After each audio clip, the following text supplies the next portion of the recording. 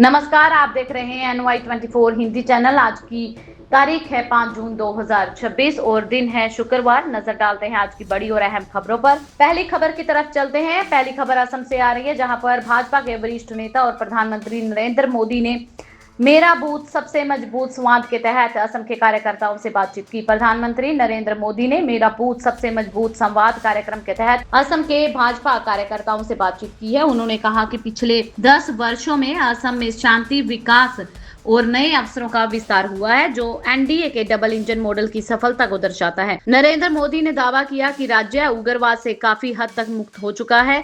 बोडो शांति समझौते के बाद शिक्षा, रोजगार और उद्यमिता के नए अवसर पैदा हुए हैं। उन्होंने कार्यकर्ताओं से आगामी विधानसभा चुनाव में रिकॉर्ड जीत सुनिश्चित करने के लिए पूरी ताकत से काम करने के लिए आह्वान भी किया। साथ ही अवैध प्रवास रोकने और चाय बागान श्रमिकों के जीवन स्तर में सुधार लाने के लिए सरकार को पहले भी उल्लेख किया है। बढ़ते हैं अगली बड़ी और अहम खबर की तरफ। राफेल से टक्कर का सपना टूट गया। पाकिस्तान को चीन ने बीच राह में छोड़ दिया। पैसे नहीं दिए तो रोक दिए J-10C फाइटर जेट। भारत के राफेल के सामने अपनी हवाई ताकत बढ़ाने का पाकिस्तान का सपना फिलहाल अधूरा रह गया है। फ्रांस की रक्षा वेबसाइट मेटा डिफेंस की रिपोर्ट के अनुसार चीन ने पाकिस्तान को मिलने वाले 16 J-10CE लड़ाकू विमानों की डिलीवरी को रोक दिया है। वजह यह है कि पाकिस्तान की खराब आर्थिक हालत और समय पर भुगतान न कर पाना। रिपोर्ट के मुताबिक पाकिस्तान ने चीन से कुल 36 J-10CE फाइटर जेट और करीब 250 PL-15 एयर टू एयर मिसाइलें खरीदने का समझौता किया था, जिसमें से 20 जेट पहले ही मिल चुके हैं, लेकिन बाकी के जो 16 विमानों की खेप है उसके भुगतान को लेकर अटकनें आ रही थी, तो उन्होंने अपनी सप्लाई रोक दी है। पाकिस्तान J-10CE को अपनी वायुसेना के आधुनिकीकरण का अहम हिस्सा मानता था। चीन का यह 4.5 पीढ़ी का लड़ाकू विमान AES से रडार और लंबी दूरी की PL-15E मिसाइल से लैस है। पाकिस्तान का मानना था कि अतिरिक्त J-10 मिलने से भारतीय सेना का मुकाबला करने में उन्हें मजबूती मिलेगी। रिपोर्ट के मुताबिक शुरुआती 20 विमान के वित्तीय संस्थानों की ओर से दिए गए सॉफ्ट लोन की मदद से पाकिस्तान को मिले थे, लेकिन बाकी विमानों के पहले भुगतान फिर डिलीवरी की शर्त लागू कर दी गई। पाकिस्तान अभी भी 2021 से लेकर 2024 के आर्थिक संकट के असर के बीच जूझ रहा है, तो IMF की निगरानी में है। महंगाई, बेरोजगारी, बिजली संकट और ईरान युद्ध के कारण बढ़ती ईंधन की कीमतों ने उनके वित्तीय स्थिति को और बढ़ा रखा है, तो इसी वजह से चीन ने बाकी के बचे हुए 16 विमानों की डिलीवरी पर अस्थायी रोक लगा दी है। अब बात करते हैं उत्तराखंड की, जहां पर मौसम ने रोका राहुल गांधी का रास्ता। रद्द हुआ उत्तराखंड का दौरा, दिल्ली वापस लौटे राहुल गांधी। राहुल गांधी का उत्तराखंड दौरा रद्द हो गया है। खराब मौसम की वजह से राहुल गांधी का दौरा रद्द हुआ। आज राहुल गांधी को अल्मोड़ा में जनसभा को संबोधित करना था, जिसके लिए वे समय से पंतनगर भी पहुंच चुके थे। यहां से वो हेलीकॉप्टर के जरिए अल्मोड़ा के लिए रवाना हुए। कुछ ही देर बाद खराब मौसम के कारण राहुल गांधी के हेलीकॉप्टर की इमरजेंसी लैंडिंग करवानी पड़ी। हेलीकॉप्टर की लैंडिंग के बाद राहुल गांधी ने फोन के जरिए अल्मोड़ा की जनसभा को संबोधित किया। इसके बाद काफी देर तक मौसम के ठीक होने का इंतजार किया गया, लेकिन खराब मौसम को देखते हुए राहुल गांधी ने अपना उत्तराखंड का दौरा कैंसिल करना पड़ा। वे पतनगर एयरपोर्ट से दिल्ली रवाना हो गए। राहुल गांधी ने दिल्ली रवाना होने से पहले उत्तराखंड की जनता को खास संदेश दिया। राहुल गांधी ने कहा कि मैं सभी से मिलकर अपनी बातें सुनना चाहता था, सबके दुख सुख, आपकी आशाएं, आपकी चिंताओं को समझना चाहता था, पर मौसम के कारण ये संभव ना हो पाया। राहुल गांधी ने कहा कि उन्हें पौड़ी में भी पूर्व सैनिकों के साथ मुलाकात करनी थी, साथ ही उन्हें कोट द्वार भी जाना था, मगर मौसम की खराबी के कारण ऐसा नहीं हो पाया। कई बार परिस्थितियां हमारी इच्छा के अनुरूप नहीं होती, लेकिन इनसे मिलने की इच्छा, आपसे जुड़ाव कम नहीं होता। उन्होंने कहा कि मैं बहुत जल्द फिर उत्तराखंड आऊंगा, तब हम जल्दबाजी में नहीं बल्कि पूरा सामान निकाल कर मिलेंगे। 4 और 5 जून को राहुल गांधी का अल्मोड़ा, पौड़ी और देहरादून में प्रस्तावित था। अल्मोड़ा में उनकी पब्लिक मीटिंग होनी थी। पौड़ी में राहुल गांधी को पूर्व सैनिकों से बातचीत करनी थी, जहां भूतपूर्व सैनिकों का बड़ा सम्मेलन होना था। इसके साथ ही कोटद्वारा दौरा भी होना था, जहां उन्होंने मोहम्मद दीपक से मुलाकात करनी थी। इसके बाद देहरादून में राहुल गांधी की कांग्रेस नेताओं और पदाधिकारियों के साथ बैठक भी थी, जो दौरा अब कैंसिल हो चुका है मौसम के चलते। नजर डालते हैं अगली बड़ी बड़ी और अहम खबर की तरफ। 5 जून से लेकर 21 जून तक चलेगा जन जागरूकता अभियान। जिले में लगाए जाएंगे 8.65 लाख पौधे। केंद्र सरकार के 12 साल पूरे होने के उपलक्ष्य में 5 जून से लेकर 21 जून तक जन कल्याण व जन जागरूकता अभियान चलाया जाएगा। जनपद के प्रभारी मंत्री अरुण कुमार सक्सेना ने बृहस्पतिवार को समीक्षा बैठक की अध्यक्षता की। उन्होंने अधिकारियों को जनहित, जन सहभागिता और सूक्ष्म योजनाओं के साथ अभियान चलाने के निर्देश दिए। अभियान का मुख्य उद्देश्य केंद्र और प्रदेश सरकार की योजनाओं का लाभ समाज के अंतिम व्यक्ति तक पहुंचाना है। मंत्री सक्सेना ने कहा कि सभी कार्यक्रम सेवा, संस्कार, सुशासन, सम्मान के मूल भाव के अनुरूप संचालित किए जाएंगे। उन्होंने अधिकारियों से संवेदनशीलता से कार्य करने का आग्रह भी किया। यह जरूरतमंद तक सरकारी योजनाओं की पहुंच सुनिश्चित करने को कहा गया। जिलाधिकारी अविनीश ने बताया कि इस वर्ष जनपद को 8,65,000 पौधरोपण का लक्ष्य मिला है। अभियान का शुभ आरंभ जो है 5 जून को विश्व पर्यावरण दिवस के रूप में किया जाएगा। इसी दिन जन जागरूकता रैली भी निकाली जाएगी। बढ़ते हैं अगली बड़ी और अहम खबर की तरफ। पंजाब पुलिस की लोक केंद्रित पुलिसिंग से लोगों का भरोसा हुआ मजबूत। उद्योग व निवेश के लिए बना सुरक्षित माहौल। पंजाब पुलिस ने डीजीपी गौरव यादव के नेतृत्व में आधुनिक और जन केंद्रित पुलिसिंग को बढ़ावा देते हुए राज्य में सुरक्षा और कानून व्यवस्था को मजबूत किया है। लुधियाना के उद्योगपतियों और नागरिकों ने पुलिस की कार्रवाई, सामुदायिक पुलिसिंग और अपराध नियंत्रण अभियानों की सराहना की है। उद्योग जगत का कहना है कि अपराध और फिरौती जैसी घटनाओं में कमी आने से कारोबारी माहौल बेहतर हुआ है। राज्य में पिछले 1 वर्ष से 57,000 करोड़ रुपए का निवेश आकर्षित हुआ, जिससे बेहतर कानून व्यवस्था का परिणाम माना जा रहा है। मुख्यमंत्री भगवंत सिंह मान भी निवेशकों को आकर्षित करने के लिए प्रयासों में जुटे हुए। लुधियाना में शुरू किए गए industry gate command and control centre से निगरानी और पुलिस प्रतिक्रिया प्रणाली को मजबूत किया जा रहा है। वहीं ऑपरेशन गैंगस्टर त्योहार के तहत संगठित अपराध और गैंगस्टर नेटवर्क के खिलाफ कार्रवाई तेज की गई है। पुलिस अधिकारियों का कहना है कि जन भागीदारी, तकनीक और कार्रवाई के जरिए सुरक्षित पंजाब, सफल पंजाब के लक्ष्य की दिशा की ओर लगातार काम किया जा रहा है। अगली खबर पटना से। पटना के 7 प्रखंडों में खुलेगी डिग्री कॉलेज। ग्रामीण शिक्षा में बड़ा बदलाव। अब छात्र को शहर नहीं जाना पड़ेगा, गांव में रहकर करेंगे पढ़ाई। पटना जिले के ग्रामीण छात्रों के लिए बड़ी राहत की खबर सामने आ रही है। जिले के 7 प्रखंडों जिसमें अथमलगोला, बेछेली, दनियावा, घोसवरी, घसरूपुर, मनेर, संपतचक ने नए डिग्री कॉलेज शुरू करने का निर्णय लिया है। इन कॉलेजों में 1 जुलाई से स्थानिक स्तर की पढ़ाई शुरू होगी। फिलहाल कॉलेजों का संचालन अस्थायी भवनों में किया जाएगा, जहां फर्नीचर, कंप्यूटर, वाईफाई, पेयजल व अन्य जरूरी सुविधाएं उपलब्ध करवाई जाएंगी। स्थायी भवनों के निर्माण के लिए जमीन चिन्हित करने की प्रक्रिया तेज कर दी गई है। वहीं एसएम ने तैयारियों की समीक्षा करते हुए अधिकारियों को सभी व्यवस्था समय पर पूरी करने के निर्देश दिए। प्रशासन का मानना है कि इस पहल से ग्रामीण छात्रों को, विशेषकर छात्राओं और आर्थिक रूप से कमजोर वर्ग के विद्यार्थियों को उच्च शिक्षा के लिए बेहतर अवसर मिलेंगे। नजर डालते हैं अगली बड़ी और अहम खबर की तरफ। चोरों ने विद्युत नगर को लगाया लाखों का चूना। खंभों से हाई टेंशन लाइन का तार चोरी किया। पीलीभीत के बरखेड़ा इलाके में चोरों के हौसले बुलंद हैं। बुधवार देर रात को चोरों ने ग्राम पतसाहा में बीच ऊर्जा निगम के लाखों रुपए का चूना लगा दिया। चोरों ने 11 बिजली खंभों के बीच से करीब आधा किलोमीटर लंबा हाई टेंशन लाइन 11,000 वोल्ट का तार काटकर चोरी कर लिया। जानकारी के अनुसार यह हाई टेंशन लाइन जून 2025 में बिछाई गई थी। वीरवार सुबह जब ग्रामीणों ने खेतों में जाकर देखा तो पेड़ के नीचे बिजली के तार का एक बंडल पड़ा मिला। ग्रामीणों ने जब स्थिति का जायजा लिया तो पाया कि खंबे के बीच से तार गायब है। मामले में जब बिसलपुर के एसडीओ प्रवीण सिंह और बरखेड़ा के ग्रामीण संत कुमार वर्मा से संपर्क किया गया तो उन्होंने बताया कि यह लाइन अभी संबंधित ठेकेदार के अधीन है, बिजली निगम को हैंडओवर नहीं की गई थी।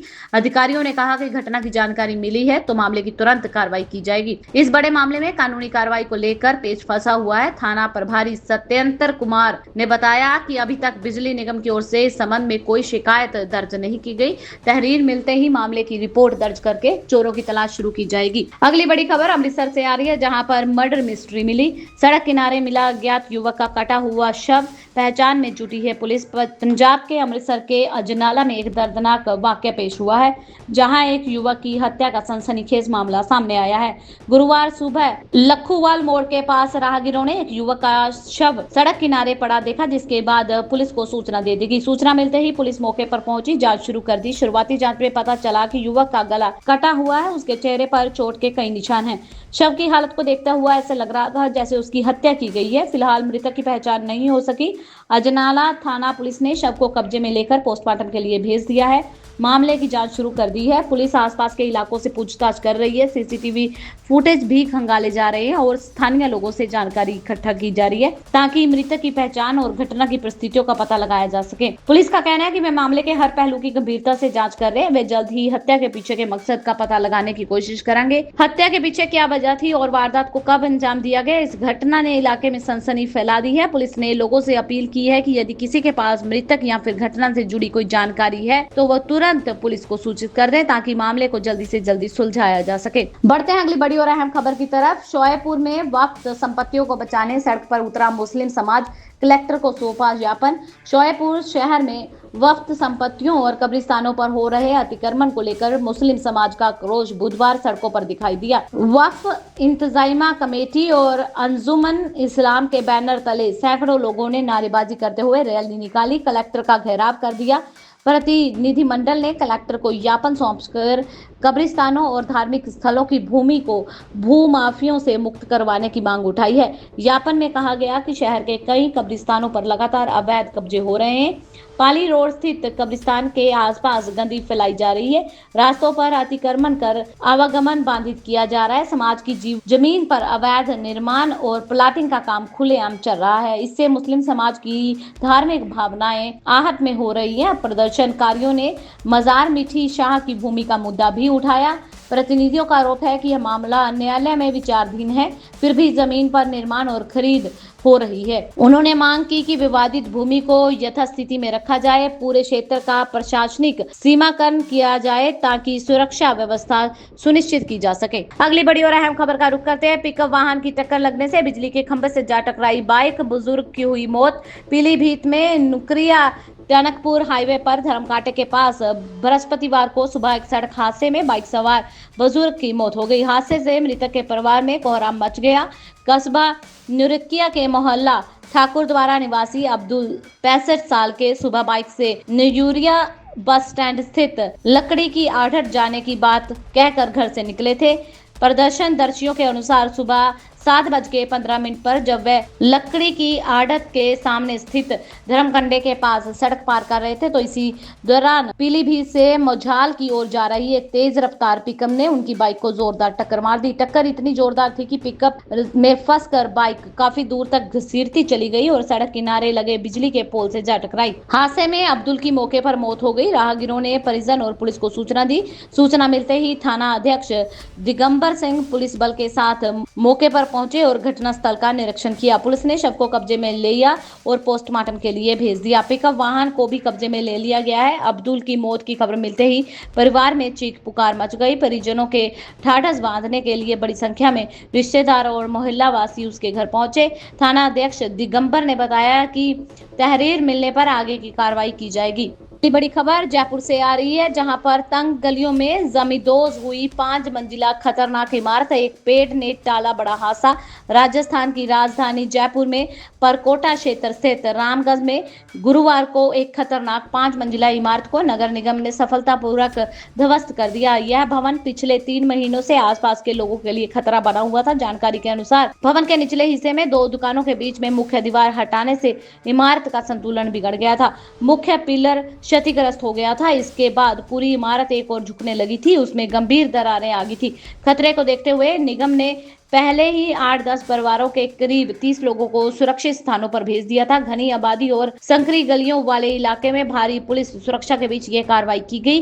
ध्वस्तीकरण के दौरान अधिकांश मलबा पास खड़े एक पुराने पेड़ पर जा गिरा, जिससे खुद क्षतिग्रस्त होकर आपस में मकानों को बड़ा नुकसान होने से बचा लिया गया। नगर निगम की इस कार्रवाई से इलाके के लोगों ने राहत की सांस ली है। अगली बड़ी खबर हिमाचल प्रदेश से आ रही है, जहां ऑनलाइन गेमिंग के कर्ज से परेशान युवक ने रची अपनी मौत की साजिश। डैम में गाड़ी फेंककर हुआ फरार। हिमाचल प्रदेश के चंबा जिले में एक युवक ने ऑनलाइन गेमिंग के बढ़ते कर्ज से परेशान होकर अपनी मौत का झूठा नाटक रच दिया। युवक ने अपनी पिकअप गाड़ी चौहड़ा डैम में फेंक दी और खुद फरार हो गया ताकि लोग उसे मृतक समझ ले। युवक घर से मुर्गों की खेप लेने के लिए पठानकोट जाने की बात कहकर निकला था। बाद में चौहड़ा डैम के पास उसने अपनी चप्पल और गाड़ी गाड़ी की स्टेपनी मिलने पर अपने डूबने की आशंका जताई। प्रशासन ने डैम की खोज अभियान चलाया, गाड़ी बरामद कर ली, लेकिन युवक का कुछ पता नहीं चला। मामले को तब नया मोड़ मिला जब सीसीटीवी फुटेज में युवक को घटना के बाद एक अन्य वाहन में जाते हुए दिखाई दिया। पुलिस जांच में खुलासा हुआ कि युवक ऑनलाइन गेमिंग की लत और कर्ज से जूझ रहा था। कर्ज से बचने और लोगों को गुमराह करने के लिए साजिश रची गई थी। बाद में युवक को सुकुशल मिला और उसके परिजनों ने पुलिस के पास उसे लेकर पहुंचे। पुलिस ने मामला दर्ज करके आगे की जांच शुरू कर दी है। अगली बड़ी और अहम खबर का रुख करते हैं। छोटू गैस सिलेंडर के होम डिलीवरी के लिए देने होंगे 25 रुपए। अंतर्राष्ट्रीय तनाव के बीच एलपीजी सप्लाई प्रभावित होने से तेल कंपनियों ने कमर्शियल और 5 किलोग्राम वाले छोटू गैस सिलेंडर के दाम बढ़ा दिए हैं। दिल्ली में 5 किलो वाला छोटू सिलेंडर 821 रुपए 50 पैसे, 14 किलो वाला सिलेंडर 913 रुपए और 19 किलो वाला कमर्शियल सिलेंडर 3113 रुपए का हो गया है। इंडियन ऑयल के अनुसार छोटू सिलेंडर की होम डिलीवरी पर 25 रुपए अतिरिक्त शुल्क देना होगा। इसे खरीदने के लिए स्थानीय एड्स प्रूफ की जरूरत नहीं है। कनेक्शन वापस करने पर 500 रुपए निश्चित रिफंड मिलता है। अगली बड़ी खबर, ईरान में फूट डालना चाहता है अमेरिका। ईरान के सुप्रीम लीडर खामेनेई ने ट्रंप को दी खुली चेतावनी। ईरान के सुप्रीम लीडर आयतुल्ला खामेनेई ने अमेरिका को चेतावनी देते हुए कहा कि हार के बाद दुश्मन फूट डालने की कोशिश कर रहा है। उन्होंने जनता को संबोधित करते हुए कहा कि ईरान आजाद देशों के लिए गर्व का स्रोत बन गया है। ईरान की सरकारी न्यूज एजेंसी के मुताबिक उन्होंने यह टिप्पणी की कि खामेनेई की पुण्यतिथि की 37वीं वर्षगांठ पर टेलीविजन पर पढ़े गए एक संदेश में की है। ईरान के सुप्रीम लीडर का कहना है कि तेहरान का दुश्मन हार का सामना करने के बाद आंतरिक फूट डालने की कोशिश कर रहा है। ईरान के सुप्रीम लीडर खामेनेई ने अपने संबोधन में कहा कि ईरान का दुश्मन हार मानने के बाद ईरानी लोगों को लचीलेपन का नुकसान पहुंचाने और आंतरिक फूट डालने की कोशिश कर रहा है। इसके अलावा उन्होंने दुश्मन की युद्ध मैदान में हार के बाद फूट के प्रति आग्रह किया। सुप्रीम लीडर खामेनेई का कहना है कि अमेरिका और इजराइल ने अपने युद्ध में सैन्य रूप में नाकाम रहे हैं। अब उन्होंने ऐसे अभियान रुक किया है और आंतरिक फूट डालना चाहते हैं। अगली बड़ी खबर बिहार से आ रही है, जहां पटना का चैनपुर गोलियों से दहला। गिट्टी बालू कमिश्नर में की 50 राउंड फायरिंग, बच्ची समेत 3 घायल हो गए। बिहार में सम्राट सरकार के अपराध को नियंत्रित करने के लिए जीरो टॉलरेंस की बात कही है, लेकिन अपराधी का मनोबल टूटने का नाम ही नहीं ले रहा। दिन के उजाले में अपराधी बड़ी घटना को अंजाम दे रहे हैं। ताजा मामला पटना के खुसरूपुर थाना क्षेत्र स्थित चैनपुर गांव का है, जहां आज गुरुवार को सुबह 7 बजे करीब 50 राउंड फायरिंग कर दी गई। इस वारदात ने पूरे इलाके में दहशत और खौफ का माहौल बना दिया है। वहीं इस गोलीबारी की घटना में 12 वर्ष की एक बच्ची सहित 3 लोगों को गोली लगने से वो घायल हो गए। घटना के तुरंत बाद प्राथमिक स्वास्थ्य केंद्र में तीनों घायलों को ले जाया गया ताकि वो खतरे से बाहर रह सकें। और इन घायलों के घायल हुए विकास कुमार की पुत्री 12 वर्षीय नेहा कुमारी, अरुण सिंह की पत्नी 50 वर्षीय सोना देवी, रविंद्र प्रसाद के पुत्र 26 वर्षीय दीपक कुमार गोली लगने से जख्मी हुए हैं। सोना देवी और नेहा कुमारी को पैर में गोली लगी है, वहीं दीपक कुमार को पेट में गोली लगी है। तीनों को पहले पीएचसी में इलाज के लिए, बाद में उन्हें पीएमसीएच में रेफर कर दिया गया है। यह थी अब तक की मुख्य और बड़ी खबरें। ऐसी और खबरें जानने के लिए चैनल को सब्सक्राइब कर लें, बेल आइकन को प्रेस कर लें ताकि आपसे आने वाली खबरें जो है वो मिस ना हो। मिलते हैं अगली वीडियो में, तब तक के लिए आप खुश रहे, सुरक्षित रहे, हम यही दुआ करते हैं। धन्यवाद।